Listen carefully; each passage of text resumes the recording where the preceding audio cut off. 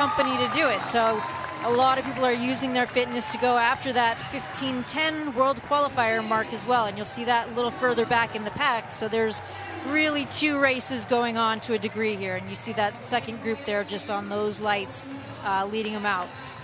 Yeah, already that separation rather back to about 10th position where Alicia Monson, Emily Enfeld, and Abby Cooper are running basically alongside each other. Laura Galvan of Mexico, part of that group, about 4 seconds back of the lead pack, or at least the back of the lead pack when they came through that last full lap of the track.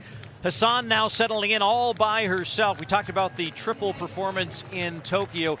Amazing, outstanding range. World record in the mile, world record in the 1 hour run. You can appreciate that distance. What do you love about Sifan Hassan? Oh my gosh, the range is just incredible. And I think, you know, you watch the feed from Tokyo and you listen to the commentary. It's like, hey, she's going to settle right in on the back. So the first question you ask yourself is, how is she going to handle this sort of pursuit where she's got to go out and just step on the gas from the gun? You only have to look back to 2019 1500 meter world championships where she got antsy after 1 lap and went right from the gun, or sorry, right from that lap, and just pushed the pace and won that by leading out front. So she can do it however she likes. She has the strength, she has the speed, and that's all going to come into play tonight where she's going to need to utilize all of it.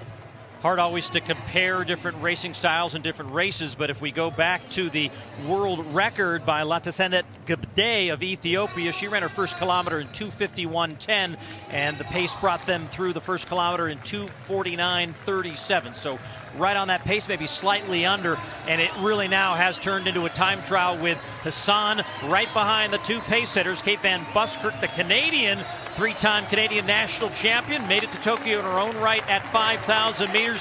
And then behind her, Beatrice Chebet of Kenya, the 2018 World Junior Champion. Van Buskirk now off the track, and Chebet driving the bus here through 1,400 meters and 4 minutes into this race. You have to appreciate the quality of the pacer, the type of athlete that it takes to be able to help Hassan try to accomplish what she's getting after. They're Olympic finalists themselves. That's how good she is, and they're just going to set her up to go out and have an amazing performance. And it's taxing to them. You can see it, and that's why they step off early. But she's in a good position because of those high-quality athletes who can dial in the pace and know the effort, but also understand how important it is to just lock in and really set her up for success. And those lights continuing to run alongside them, maybe slightly ahead of those. Chebet again trying to drive here quickly to keep the rhythm going for Hassan. At some point, Chebet's going to have to step off the track. The combination of the lights, the crowd, but what does Hassan have to do to really dial in to make sure that she's still pursuing that world record? That's the challenge. That's what we're going to see, where she really has to go to work, and she doesn't look incredibly comfortable, but to be honest, she never really looks that smooth. And she's trying to do something totally unique, which is be out front and just test herself. It's truly a you versus you scenario. And yes, she has the clock, but if she can be a little bit better than that 14:06, then it's a win. If she can get past her PR, I think she's going to be able to crush it. I think you look at her credentials and what she's done this year, that PR is well underneath her. So we're going to see a big successful day from her no matter what. It's going to be how bad she wants it once Chebet steps off. And it's really just testing herself and pushing for every second, because she wants to break the record, but she would love to crush it as well. Hassan's lifetime best of 14:22.12 back in 2019 as they came through the second kilometer in 5:39.05. The leader in the race that Gade ran in that set the world record came through in 5:42.73. Gade didn't lead till 3,000 meters, so it was kind of letting the leaders carry her through. In this case, all it is the pace setter Chebet, and Hassan about 2 or 3 strides behind. She's really digging in too, and Chebet's doing a great job just holding that blue line.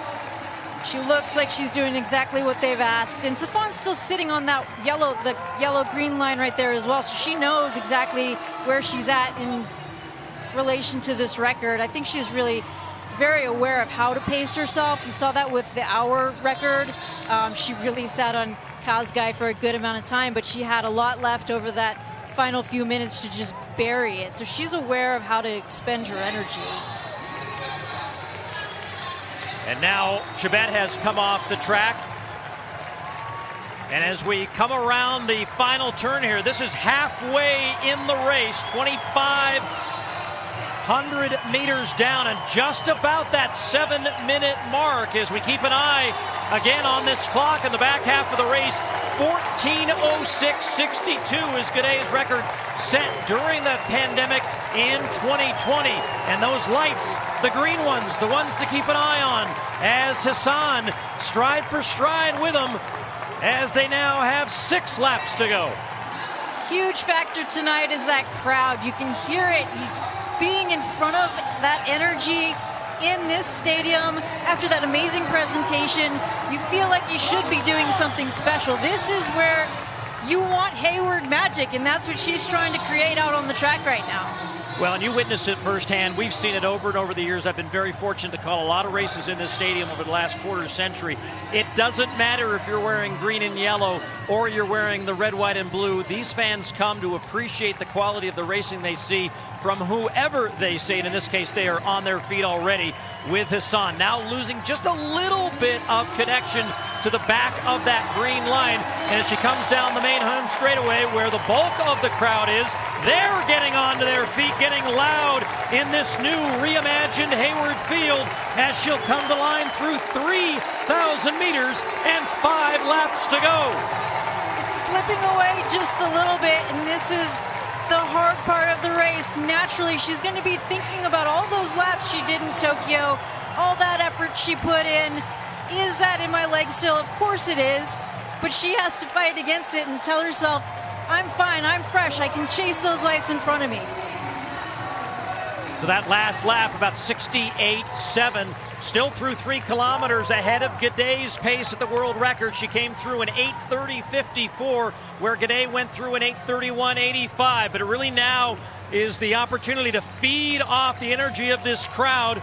Josh Hermans is out there on the track again, giving her some support and some encouragement as she works her way down the far side of the track and comes back into this amphitheater style welcoming home straight at the new Hayward Field. This is the grind. This is where you have to find every reason to push on. Maybe she's thinking about Gidey taking back that 10K record 48 hours after she said it. That's got to sting, and no, she wants Gidey's 5,000 meter record here. It's slipping away, and she's got to use every bit of motivation to just step on the gas here these final few laps. Less than a mile to go for the mile world record holder on the track. Did that in Monaco a few years ago. But everybody on their feet here at Hayward Field for this last race of the night, well into the 10 o'clock hour here in Eugene, as they tried to wait for the last bit of the valley wind to die down in this late summer, and the flags which she sees at the end of this straightaway adjacent to the tower are now still as ever. So perfect conditions trying to wind up for this final pursuit. This is brave running. It's slipping away from her, but she's still out front. She's still pushing. You don't see her giving up. And we know what she just did over in Tokyo. We know she's tired. She's still out here trying to put on a show and be her best for this crowd. She's going to want a break after this, and she's earned it. Yeah, that last lap was her slowest of the race, up to 70.1. You can see her grimacing a little bit on her face now. She comes to the line with 3 laps to go. And Des, it just feels like the pace has slowed on her again. And indeed it has, 71.83 on that last lap. You see it slowing, and then you look in the rear view, and it just reminds you how good she is. She has a monumental gap on a very good field. These women are trying to get their world standard. This is who she's going to be competing against in Eugene 2022 right here. And so look at that gap and just appreciate how good she is relative to this field. 20 seconds back of the leader Hassan is Teferi, and then it's Lois Chemnung of Kenya, and then Werku of Ethiopia. Chelangat of Kenya back in 5th position, and then the 2 Americans running very well, 6th and 7th, Alicia Monson and Abby Cooper. They have smartly not tried to chase the lead pack settling in and trying to dial in on a good, low 14-minute performance. Very tough, gritty running by Munson and Cooper. You expect that from Cooper. We're learning that about Munson. She's just come out as a pro and really established herself, making that 10K team, and she's having a great run tonight. Really smart. She's going to have bodies to chase down over the next couple laps to just help her put away a big PR. Finished 13th at Tokyo in the 10,000, the NCAA Indoor 5,000 meter champ at Wisconsin. But here is Hassan with less than 2 laps to go. Has definitely lost the battle with the wave lights as the pace has just gotten away from her, but she's still grinding out in front of this standing and appreciative audience on the backstretch at Hayward Field. Appreciative indeed. I mean, to put out there that you're going to go after that 14:06 point and try to take that down after that big effort she just put in Tokyo, that's brave to put it on the line, get the crowd out here to watch you have an amazing breakthrough, have a monumental moment, or unfortunately fail spectacularly, and that's okay too, to just put it on the line and say, hey, come and watch me try. Well, she comes down the main straightaway for the penultimate time. Everybody on their feet, as this will not be a world record night at Hayward Field, but still witnessing the greatness of SIFAN Hassan. 1 lap to go. It won't be a world record, Paul, but it's also not really a race. She's opened this thing up and just established herself as one of the greatest to grace the track. And now the battle behind her for second, third, and fourth to Ferry, Worku, and Chemnung, with a good battle brewing here. All 3 of them in the mix. Abby Cooper has now moved up into 5th as Hassan heads down the backstretch for the final time.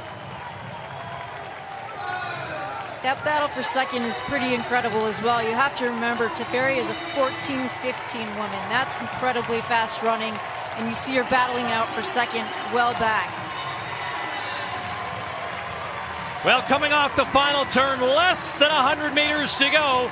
SIFAN Hassan, not to be a world record-setting day, but after running more than 61 laps on the Tokyo track to take home 3 medals, she runs some more here and takes the win at 5,000 meters in 14:27.89. And now the race behind her for second,